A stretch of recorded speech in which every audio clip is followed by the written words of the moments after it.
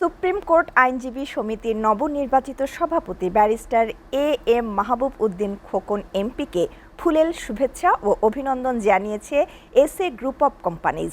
সকালে বার সভাপতি কার্যালয়ে নোয়াখালীবাসী ও এসএ গ্রুপের পক্ষ থেকে তাকে অভিনন্দন জানান পরিচালক নূরে Alam Rubel.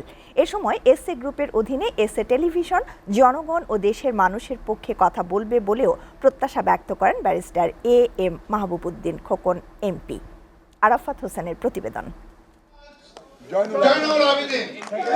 Supreme court bar নির্বাচনে সভাপতি পদে আবারও নির্বাচিত হয়েছেন ব্যারিস্টার এম মাহবুব উদ্দিন খোকন। গত 13 ও 14 মে অনুষ্ঠিত নির্বাচনে বিপুল ভোটে সভাপতি পদে জয় পান তিনি। তার এই অভাবনীয় জয়ে নোয়াখালীবাসী ও এসএ গ্রুপ অব কোম্পানিজের পক্ষে শুভেচ্ছা জানাতে রোববার সুপ্রিম কোর্টে আসেন পরিচালক নূরে আলম রুবেল। তার সঙ্গে ছিলেন এসএ টিভির নির্বাহী পরিচালক রাশেদ কাঞ্চন, হোটেল গ্র্যান্ড প্যালেস সহ এসএ গ্রুপ অব কোম্পানিজের কর্মকর্তারা।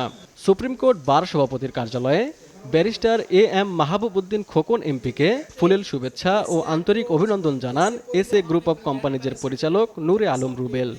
উনি নোয়াখালীর সন্তান হিসেবে উনি বার কাউন্সিলের যে সভাপতি হয়েছেন, এটা আমরাও আনন্দিত এবং এলাকার মানুষ আনন্দিত, পুরো বাংলাদেশ সকলেই আনন্দিত এবং আমাদের গ্রুপ অফ কোম্পানির পক্ষ থেকে আমরা ওনাকে শুভেচ্ছা জানাই। ব্যারিস্টার এম মাহবুব উদ্দিন খোকন প্রধানমন্ত্রী তারেক রহমান এবং সুপ্রিম কোর্টের সম্মানিত সকল ভোটার আইনজীবীদের প্রতি আন্তরিক কৃতজ্ঞতা প্রকাশ করেন। তিনি বলেন, এসএ গ্রুপ অব কোম্পানিজ মানুষের কল্যাণে নিরলসভাবে কাজ করে যাচ্ছে এবং এসএ পরিবহন দেশের বিভিন্ন প্রান্তে পার্সেল সেবা পৌঁছে দিয়ে গুরুত্বপূর্ণ অবদান রাখছে। এসএ টেলিভিশনও সবসময় দেশের মানুষ এবং জনস্বার্থে কথা বলে। আমাকে নমিনেশন দিয়েছেন আমাদের মাননীয় প্রধানমন্ত্রী তারেক রহমান, তার কৃতজ্ঞতা জানাচ্ছি। এসএ টেলিভিশন জনগণের কথা বলবে, দুর্নীতিবিরুদ্ধে কথা বলবে, ন্যায় বিচারের কথা বলবে এবং মানুষের কথা বলবে।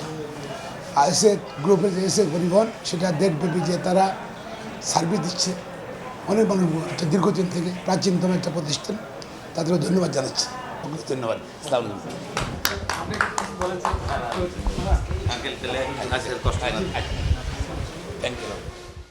নবনির্বাচিত সভাপতি ব্যারিস্টার খোকনের নেতৃত্বে আইনজীবী সমিতি আরও গতিশীল হবে এমন প্রত্যাশা সংশ্লিষ্টদের।